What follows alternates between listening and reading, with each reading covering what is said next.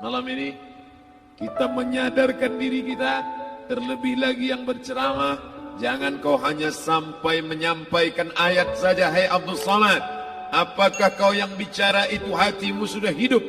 Senantiasa merasakan diri, aku orang paling hina, aku orang paling kotor, ditempelkan kening ke lantai di tempat yang diinjak tapak kaki, mengatakan bahwa aku bukan siapa-siapa. Umur diberikan Allah 40, 60, 70. Berapa yang kupakai untuk menolong agama Allah? Berapa yang kupakai untuk mengingat Allah? Mata, tangan, telinga, kaki akan diminta tanggung jawab di hadapan Allah. Dulu dibangga-banggakan, dihormati, dimuliakan. Yang kami muliakan Al-Mukarram, Al-Ustadz. Tapi pada saat tiba masanya, yang kita bawa tak lain tak bukan innallaha la yanzuru ila ajsamikum. Allah tak menengok badan, fisik, bentuk tubuh, baju. Ini sampulnya saja. Wala ila suwarikum. Allah tak menengok rupa, wajah. Walakin yanzuru ila qulub. Hati kamu yang bersih itulah yang kau bawa menghadap Allah Subhanahu wa taala. Yauma la yanfa'u malun, harta tak berguna, wala banun, anak tak bisa menolong, harta tak berguna, anak tak mampu menolong, illa man atallah, kecuali orang yang datang menghadap Allah biqalbin salim, dengan hati yang bersih, hati yang tulus, hati yang memercikkan cahaya iman, hati yang bersih dari hasad, busuk hati, sum'ah, riya, takabbur. Itulah yang menolong di hadapan Allah Subhanahu wa taala. Apa kata Imam Ali radhiyallahu an? An-nasu niyam. Semua manusia waktu hidup itu tidur. Bapak tidur, ibu tidur, saya tidur. Semua orang waktu hidup itu tidur. Falamma matu, ketika dia mati, disitulah dia baru terjaga dari tidur panjang. Saat Israel mencabut nyawa, ditarikkan adalah satu centapan yang kuat. Disitulah kita baru terjaga dari tidur panjang. Betapa aku meninggalkan salat, betapa aku tak berzakat, betapa dulu kekuasaan. Aku lulus umur 30, pensiun 58, 28 tahun, apapun tak pernah kubuat untuk agama.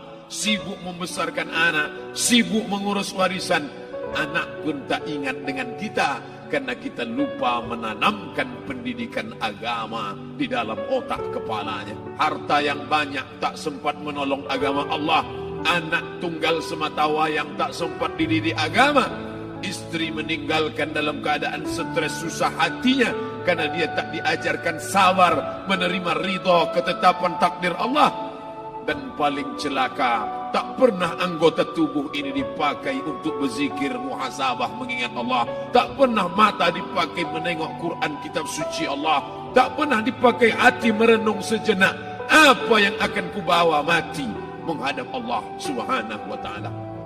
Abdul Samad dari dalam tanah naik ke atas tanah, ceramah, masuk balik ke dalam tanah. Yang kau bawa apa? Baju koko tinggal, peci tinggal, pakaian kehormatan tinggal.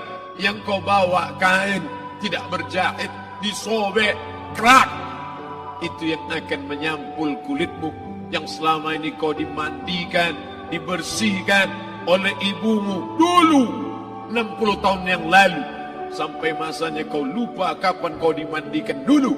Sekarang ruh melihat, disebut dia ruh karena dia raha ya ruhu ruh, seperti aroma semerbak yang datang pergi hinggap. Ruh sampai masanya dia datang masuk ke dalam jasad. Ruh sampai masanya dia pergi meninggalkan jasad. Malam ini dimuliakan Al-Mukarram Haji Abdul Samad LCMA. Kenapa Abdul Samad ini dimuliakan? Karena ruh hinggap sejenak sebentar, sampai masanya besok pagi dia ruh keluar dari dalam tubuh ini. Anak yang katanya ayahku sayang, istri katanya kaulah abang, sampai masanya mereka tak lagi mau mendekat. Rumah itu saya yang buat, saya yang mengukurnya. Tapi begitu ruh sudah keluar dari badan, tidak satu pun semeter, sesenti, sejengkal, sehasta ada tempat di rumah itu untuk jenazah bernama jenazah Abdul Somad. Mana kawan, sahabat, andai tolan, anak menantu, teman sekantor, semuanya pergi meninggalkan. Yang tetap dibawa, kalau pernah kaki melangkah salat berjamaah di masjid, kalau pernah tangan mengusap kepala anak yatim, kalau pernah tangan mengucap subhanallah. Nanti di akhir tausiah kita akan berzikir, munajat, muhasabah diri, berdoa, mengenang apa yang akan kita bawa menghadap Allah Subhanahu wa taala. Datang malaikat membawa kain kafan dari cahaya, akan menyambut ruh yang mulia. Hadis riwayat Ahmad bin Ambal dalam kitab Al-Musnad, turun malaikat berlomba-lomba membawa kain putih dari cahaya, menunggu ruh akan keluar. Ruh menetes seperti embun di ujung daun. Daun tidak bergoyang, ranting tidak patah. Ruh menetes pelan, turun ke dalam kain kafan, dibawa malaikat ke pintu langit. Tak sabar mereka menyambut. Inikah dia yang selama ini berjamaah? Berapa banyak yang masyhur terkenal di bumi, malaikat tak mengenal dia. Ini roh siapa? Tapi ini bukan LCMA, dia bukan ustaz, dia bukan ulama, tapi imannya dalam, kekuasaan dipakai menolong agama Allah. Rohnya keluar di bawah, semua malaikat mengucapkan salam. Inilah orang yang selama ini kami tunggu-tunggu, catatannya sudah lama. Setiap pagi petang, malaikat subuh membawa catatan namanya, malaikat malam membawa catatan namanya. Kami merindukannya. Begitu orang-orang yang masyhur di langit, tapi tak dikenal makhluk bumi. Tapi ada sebaliknya, yang rohnya disentapkan, ditarik malaikat dengan begitu tarikan yang sangat kuat. Nabi bertanya saat Isra Mi'raj kepada mereka yang sudah mati ribuan tahun yang lalu, apa yang kalian rasakan? Yang satu mengatakan seperti tebasan pedang di tempat yang sama beratus kali. Yang satu mengatakan seperti kambing yang dikuliti hidup-hidup. Yang satu mengatakan seperti mata kail pancing ditarik dari kulit yang basah. Maka kita berdoa setiap selesai salat, Allahumma hawwin alaina, ringankan kami ya Allah, fi sakaratil maut, di saat sakaratul maut yang amat sangat menyakitkan itu, di saat malam pertama di tempat yang gelap, di tempat yang tak pernah diimpikan oleh orang, tapi kita tetap melewati dan merasakannya. Perlahan-lahan cacing tanah, ular-ulat kalajengking akan menggerogoti kulit yang selama ini dimandikan, selama ini dipakaikan sampo yang mahal, selama ini dioleskan pelembab yang lembut. Tapi ternyata sebelum roh keluar jasad, setelah keluar, dia hanya akan menjadi santapan cacing tanah, hancur berkeping hari demi hari. Yang pertama kali membusuk adalah mata, karena dia berisi cairan. Cairan ini mengering, busuk dan berlubang. Lalu kemudian usus sebulan di dalam tanah, mulai dia menggelembung masuk angin dan dia meletus pecah. Cacing-cacing tanah mulai datang menggerogoti, memakan. Habis, siap tak siap, suka tak suka, kau akan didatangkan. Apa yang akan ditanya oleh Allah? Perbuatanmu, amalmu.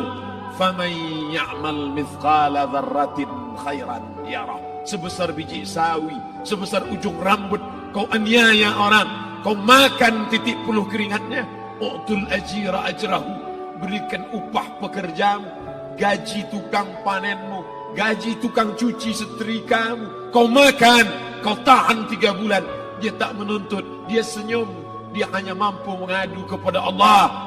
Tapi titik peluhnya yang keringatnya, air matanya akan kau balas di hadapan Allah Subhanahu wa taala. Di saat itu tak ada siapa bisa menolong. Hari ini uangmu banyak, kau bayar pengacara handal 1 jam 100 juta, bebas tanpa syarat. Tapi di hadapan Allah semua akan bersaksi.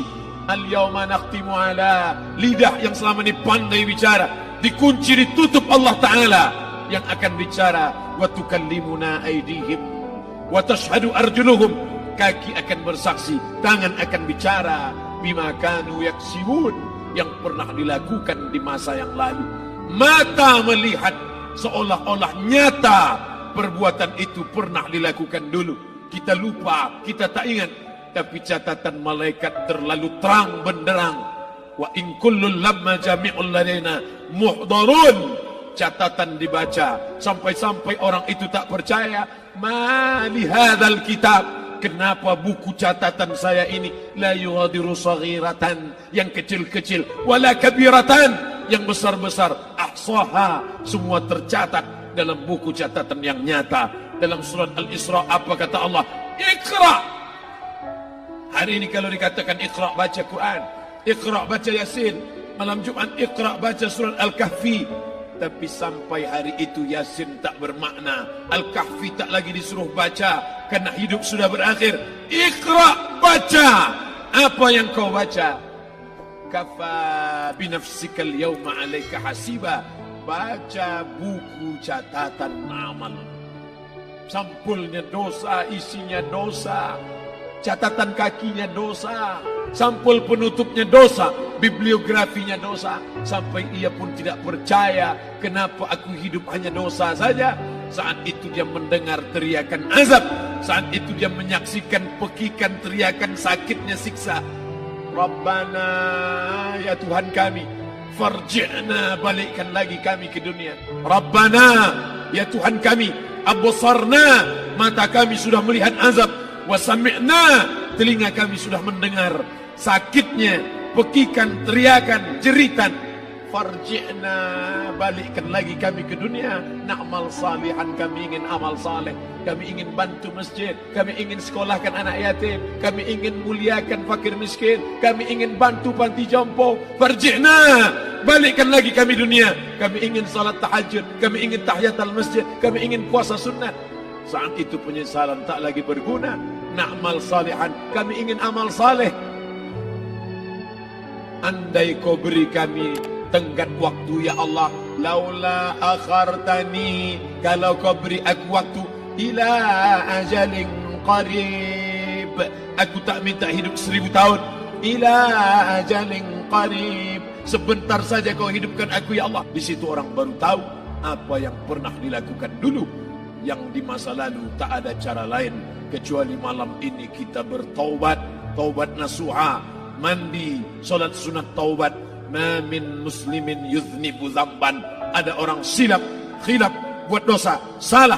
Siapa yang tak pernah salah? Sedangkan datuk moyang kita Adam pun salah, tapi dia mengetahui, sadar salahnya. Dia berdoa, Rabbana zalamna anfusana, kami sudah menzalimi diri kami. Wa illam taghfir lana, kalau kau tidak mengampuni kami, wa tarhamna, kalau kau tidak merahmati kami, dan akunanna minal khasirin, kami termasuk orang yang rugi ya Allah. Maka malam ini kita bermunajat kepada Allah, berdoa, mengenang masa lalu, bergelimang dosa, besok tak akan kita ulang. Kita minta ampun kepada Allah Subhanahu wa taala. Astaghfirullahalazim. Astaghfirullahalazim. Astaghfirullahalazim.